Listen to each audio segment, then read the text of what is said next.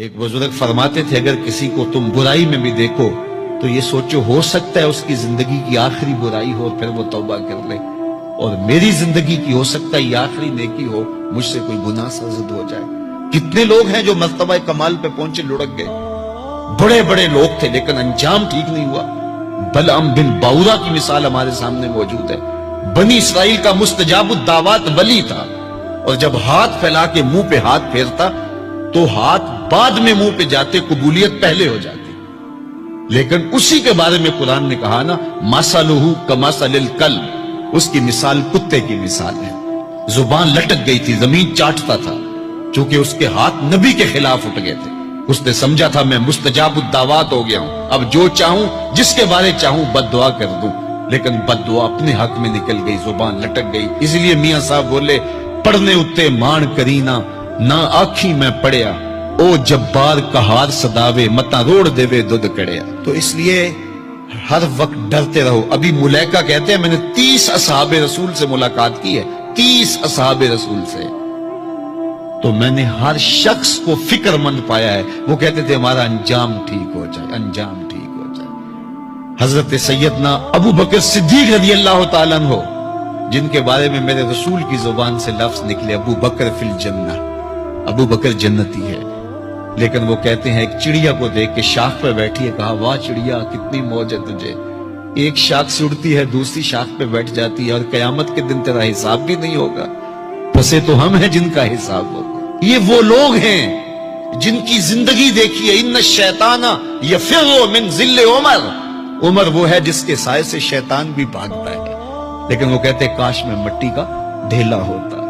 اللہ اکبر۔ حضرت عمر کہتے ہیں کہ اگر برابر سرابر بھی چھٹ گئے تو غنیمت جانیں گے، اگر برابر بھی چھٹ گئے تو پھر بھی غنیمت جانیں گے۔ یہ وہ لوگ ہیں جن کی زندگیاں تقوی سے عبارت تھی، اور اللہ کی خشیت جن کے سینوں کا نور تھا اور باطن کا سرور تھا۔ ہمارے بہت سارے معاملے اور بہت ساری خرابیوں کی جڑ یہ ہے کہ ہم نے اس دنیا کو اوڑھنا بچھونا بنا لیا۔ ایسے اس دنیا میں ہم زندگی گزار رہے ہیں جس طرح ہم نے اس دنیا سے کبھی جانا ہی نہ ہو۔ اس لیے دنیا کی بے رغبتی، دنیا کی بے رغبتی کا مطلب یہ نہیں ہے کہ ترک دنیا کیا جائے۔ اس پر صوفیاء نے جو بات کہی وہ بہت خوبصورت کہی۔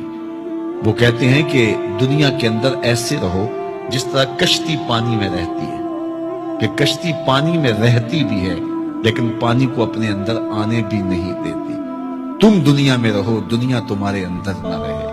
اگر تم دنیا میں رہو گے تو خیر ہے، اگر دنیا تمہارے اندر رہی تو پھر کچھ نہیں بچ پائے گا۔ کشتی پانی میں رہے تو خود بھی تیرتی ہے، اوروں کو بھی تراتی ہے، لیکن اگر پانی کشتی میں آ گیا تو کشتی کو لے ڈوبے گا۔ اس کی رحمت کے دروازے کھلے ہیں، آج ہم اس کی چوکھٹ پہ آ جائیں، کل تو آنا ہی آنا ہے۔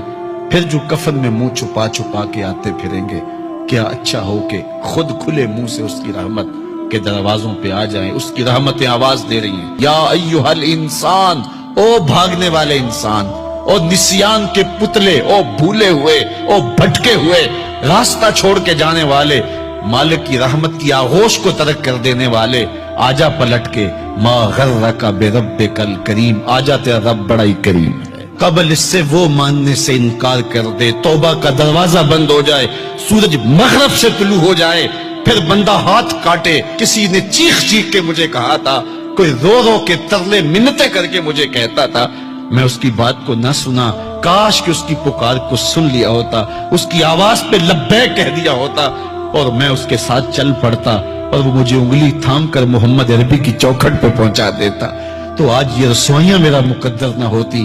صاحبو آؤ، کتاب رحمت آواز دے رہی ہے، کتاب رحمت تمہاری انگلی تھام رہی ہے اور تمہیں حضور کی چوکھٹ تک پہنچا رہی ہے، اور آمنہ کا لال تجھے اپنے دامن میں لے کے رب سے مغفرت اور بخشش کا پروانہ لے کے دے رہا ہے۔